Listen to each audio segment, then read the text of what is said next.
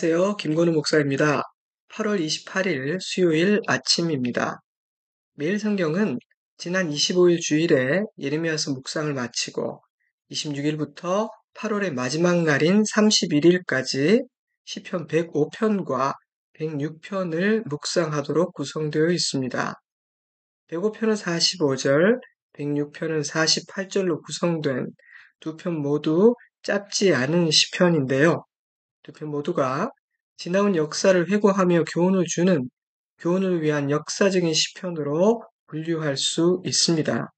때문에 105편과 106편을 묵상하다 보면 자연스럽게 구약 성경에 기록된 여러 역사적인 사건들을 떠올리게 되고요. 그 사건에 담긴 교훈들을 되새겨 보게 됩니다. 아마도 이스라엘 백성들은 이 두 편의 시를 낭송하며 지난날 자신들이 하나님 앞에 저지른 죄악들과 그럼에도 불구하고 언제나 신실하셨던 하나님의 은혜를 묵상했을 것이며 과거를 통해 얻은 교훈을 현재의 삶에 실천하고자 다짐했을 것입니다. 과거의 실패를 다시 반복하는 것은 너무도 어리석은 일이니까요. 이 두 편의 시는 그런 목적으로 기록된 시라고 생각됩니다. 때문에 8월을 보내고 새 학기가 시작되는 9월을 맞이하며 이 두 시편을 묵상하는 것은 여러모로 의미가 있다는 생각이 들었습니다. 이 두 편의 시가 다루고 있는 구약의 사건들을 하나하나 되새겨보며 귀한 교훈을 얻는 복된 시간이 되기를 바랍니다.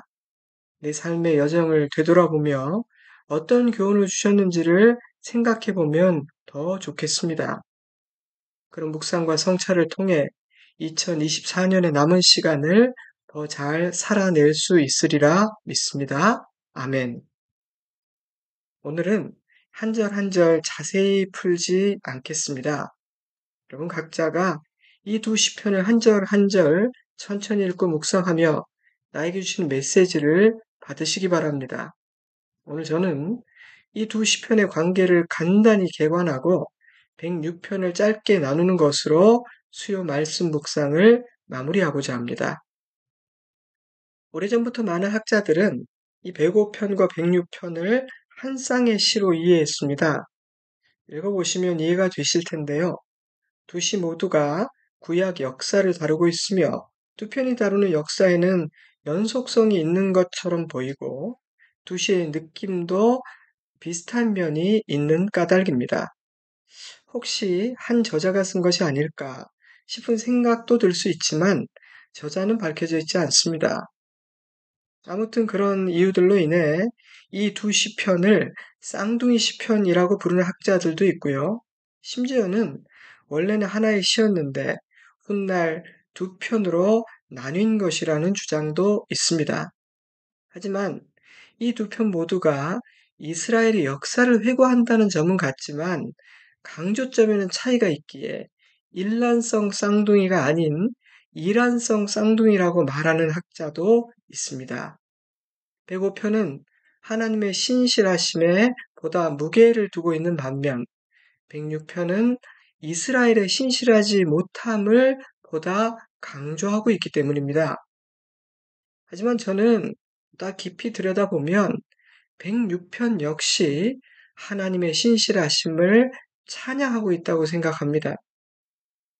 6절부터 43절까지 106편 거의 대부분의 분량을 이스라엘의 반역과 불신앙을 강조하는 일에 할애하므로 그럼에도 불구하고 이스라엘을 버리지 않으신 하나님의 선하심과 인자하심이 더 강력하게 부각되고 있기 때문입니다. 시인은 의도적으로 이스라엘의 악함과 하나님의 선하심을 빛과 어둠처럼 극명하게 대조시키고 있다고 생각됩니다. 106편은 이렇게 시작되죠. 1절과 2절을 읽어드립니다. 할렐루야, 여호와께 감사하라. 그는 선하시며 그 인자하심이 영원하미로다. 누가 능히 여호와의 권능을 다 말하며 주께서 받으실 찬양을 다 선포하랴.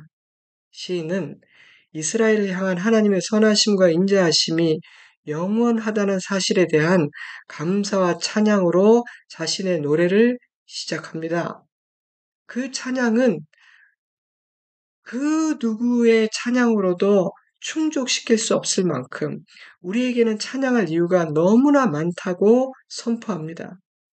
그런데 조금 전에 말씀드린 것처럼 그러한 찬양과 감사의 선포에 이어지는 내용, 6절에 43절 이 시의 내용 거의 전부는 이스라엘의 반역과 불순종에 대한 회고와 고발이에요. 6절을 볼까요? 우리가 우리의 조상들처럼 범죄하여 사악을 행하며 악을 지었나이다. 이 시의 서론이라 할 수 있는 1절에서 5절이 끝난 후 곧바로 이어지는 첫 문장은 우리 조상들은 범죄했고 우리도 그들처럼 범죄했다는 고백입니다. 그런 다음 구약의 역사 가운데에서 이스라엘 백성들이 어떤 죄를 저질렀는지를 하나하나 나열하기 시작해요. 7절에서 12절은 그 포문을 열면서 홍해 앞에서의 불신앙과 불순종을 고발하며 그럼에도 불구하고 하나님은 이스라엘 백성들이 마른 땅을 건너가게 하심으로 원수들의 손에서 구원하셨다고 노래합니다. 그러나 어리석은 이스라엘은 그런 놀라운 은혜를 입고도 하나님의 구원을 곧 잊어버렸고 광야에서 하나님을 시험하였습니다. 모세와 아론을 질투했고 금송아지 우상을 만들어 하나님을 노하시게 했습니다.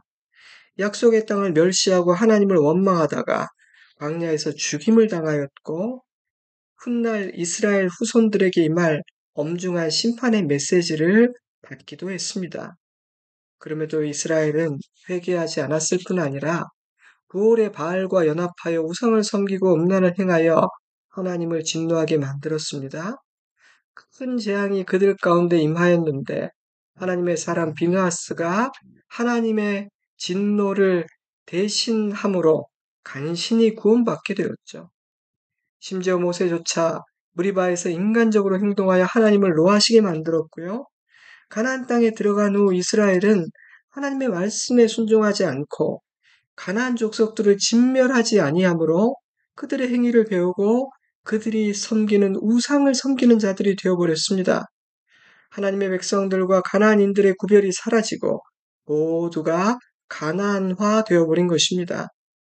하나님은 그런 이스라엘을 원수들의 손에 넘기셨고 원수들의 수하에 복종하게 만드셨습니다.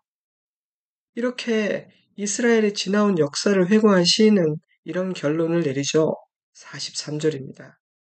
여호와께서 여러 번 그들을 건지시나 그들은 교묘하게 거역하며 자기 죄악으로 말미암아 낮아짐을 당하였도다. 바로 이것이 시인이 생각하는 구약 역사의 요약입니다. 하나님은 거듭 이스라엘을 구원하셨으나 이스라엘은 거듭 하나님을 거역하였습니다. 그 결과 이스라엘은 심판을 받았고 고난을 겪어야만 했습니다. 그러므로 이스라엘은 망하여 사라져 버려도 마땅한 어리석고 악한 민족이라는 것입니다. 우리는 자격이 없는 악한 백성들이다. 우리 조상들도 그러했고 우리들도 그러하다. 바로 이것이 지난 역사를 돌아보며 시인이 내리는 결론인 것이죠. 그런데 시인은 바로 그 사실, 우리가 그런 민족이라는 사실이 하나님의 선하심과 인자하심을 찬양해야 할 이유라고 말합니다. 왜냐하면 하나님은 그런 이스라엘을 구원하셨기 때문입니다. 이스라엘의 역사를 돌아보면 그런 이스라엘을 하나님께서 구원하신 역사이기 때문입니다. 44절을 볼까요? 그러나 여호와께서 그들의 부르짖음을 들으실 때 그들의 고통을 돌아보시며 그들을 위하여 그의 언약을 기억하시고 그 크신 인자하심을 따라 뜻을 돌이키사 그들을 사로잡은 모든 자에게서 긍휼히 여김을 받게 하셨도다. 아멘. 시인은 이스라엘이 누린 모든 구원은 자격 없는 자들에게 허락하신 하나님의 놀라운 은혜라고 선언합니다. 시인은 하나님께서 자신을 거절하고 불순종한 이스라엘의 부르짖음을 들으신 이유는 두 가지라고 말합니다. 첫째, 이스라엘과 맺은 언약을 하나님께서 기억하셨기 때문입니다. 둘째, 하나님의 인자하심이 너무도 크기 때문입니다. 즉, 하나님의 성품 때문입니다.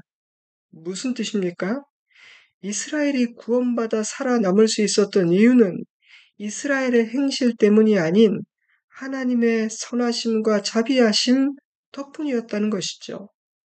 그래서 시인은 이 시를 시작하는 그 순간부터 하나님의 자비를 의지하며 그 자비를 구했던 거예요. 4절과 5절입니다. 여호와여, 주의 백성에게 베푸시는 은혜로 나를 기억하시며 주의 구원으로 나를 돌보사 내가 주의 택하신 자가 형통함을 보고 주의 나라의 기쁨을 나누어 가지게 하사 주의 유산을 자랑하게 하소서. 시인은 이스라엘 백성들에게 우리 자신에게는 의지할 만한 아무것도 없으니 하나님의 은혜와 구원을 의지해야 한다고 권면합니다. 하나님의 언약과 인자하심을 의지하라고 시인은 외칩니다. 왜냐하면 지나온 과거의 역사를 되돌아보면 이스라엘은 하나님의 은혜를 입을 자격이 없는 족속이기 때문입니다. 그들은 또다시 불순종하고 범죄할 가능성이 높은 어리석고 악한 족속이기 때문입니다. 그러므로 이스라엘은 하나님의 선하심과 인자하심만을 의지하고 감사하고 찬양하는 백성이 되어야 합니다. 그들이 누리고 있는 모든 은혜와 구원은 하나님의 선하심과 인자하심으로 인해 누릴 수 있는 것들이기 때문입니다. 그 사실은요, 이스라엘의 미래에 엄청난 소망을 줍니다. 만약 이스라엘의 흥망성쇠가 이스라엘의 순종과 믿음에만 달려있는 것이라면 그들의 미래는 참으로 불안불안하지 않겠습니까? 지나온 구약 역사를 보세요. 지금까지 시인이 노래한 그 구약의 역사를 보십시오. 그런 이스라엘 백성들이 하나님 앞에서 끝까지 잘 해낼 수 있을까요? 가능성이 높지 않습니다. 하지만 지나온 구약의 역사는 이스라엘 백성들에게 또 한 가지 중요한 사실을 가르쳐 주고 있습니다. 하나님의 선하심과 인자하심은 영원하시다는 것입니다. 그 하나님께서 이스라엘을 불쌍히 여기시고 그들의 기도를 들으신다는 것입니다. 그러므로 이스라엘은 감사하고 찬양해야 됩니다.